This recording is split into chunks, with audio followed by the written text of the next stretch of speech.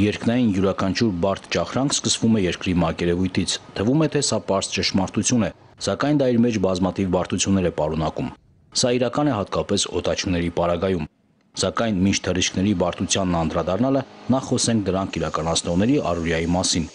Թվում է, թե օդաչուները մյուս զինվորականների նման նույն օրակարգով են ապրում։ Առավոտյան տողան, տեսական պարապմունքներ, վստահված տեխնիկայի ստուգում ու փորձարկում գործնականում։ Բայց պատահական չէ, որ օդուժը բանակի էլիտար զորատեսակն է համարվում։ Չէ, որ օդաչուներին է վստահված մի ողջ երկրի օդային տարածքների բնականոն իրականությունը, կարճ ասած խաղաղությունը։ Հետևաբար մեծ է օդաչուների հոգեբանական լարվածությունը, ինչն հատկապես նկատելի է երիտասարդ երկնագնացների մոտ։ Այստեղ, ինչպես ասում են, նրանք մենակ չեն, քանի որ յուրաքանչյուր քայլափոխի հետ առավել փորձառու ընկերներն են օգնում, թե տեսական գիտելիքներով, թե գործնական փորձառությամբ։ Կազմը շատ բարձր պրոֆեսիոնալական պատրաստություն ունի։ Նախապես մենք գետնի վրա իրականացնում ենք թռիչքային էլեմենտների վարժանքները, որոնց ընթացքում ճշտում ենք բոլոր նյուանսները, մանրուքները։ Նախ թռիչքներն ավելի հեշտ են իրականացվում զույգային կամ օղակային թռիչքների համեմատ, քանի որ խմբակային թռիչքի դեպքում պետք է փոխհամաձայնեցվի օղակի յուրաքանչյուր անդամի գործողություն։ Հակառակ դեպքում առաջազող օդային հոսանքը մեղմ ասած կարող է տհաճ անակնկալներ մատուցել։ Թվում է, թե խաղաղ պայմաններում իրականացվող թռիչքներն էական կամ առանձնակի բարդություններ չեն պարունակում։ Սակայն հենց այս ընթացքում պետք է մշակվեն այն թռիչքաձևերն ու վարժությունները, որոնց իրականացումն արդեն մարտական իրավիճակներում դառնում է պարտադիր։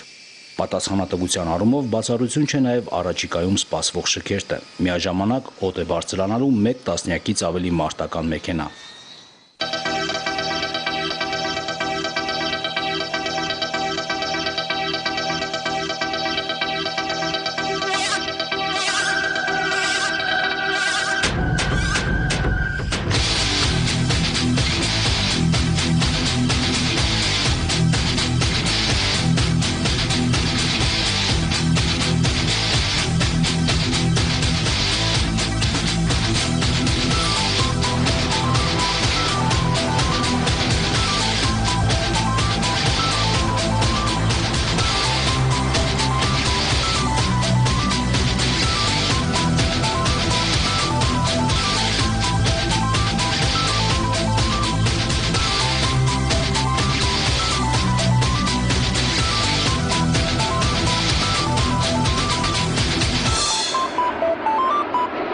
Վարժությունների վերաբերյալ մանրամասներ չներկայացնենք ու պահպանենք դրանց հաճելի անակնկալի կարգավիճակը։ Միայն ասենք, որ դեռ այսօր մշակվում են դրանց առանձին մասնաբաժիններ։ Թռիչքային խմբի անդամների ընտրությունը եւս պատահական չէ։ Հաշվի առնելով օդաչուի թռիչքային վարպետությունը, մարտական պատրաստությունը, դա բոլորը հաշվի առնելով իր գիտելիքների մակարդակը, ընտրվում են կոնկրետ կազմի օդաչուներ, որոնք իրականացնում են այդ օղակի կազմով թռիչքը։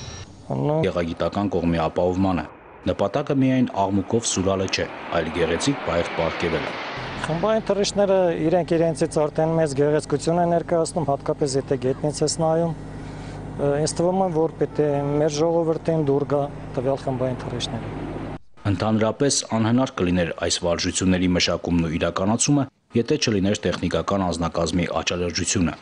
Յուրաքանչյուր թռիչքից առաջ տղաներն ուշադրությամբ ստուգում են երկաթե թռչունների ամեն մի հանգույց, որpիսի դրանք չհրաժարվեն արտենոտում, դրանով իսկ ստեղծելով չնախատեսված իրավիճակներ։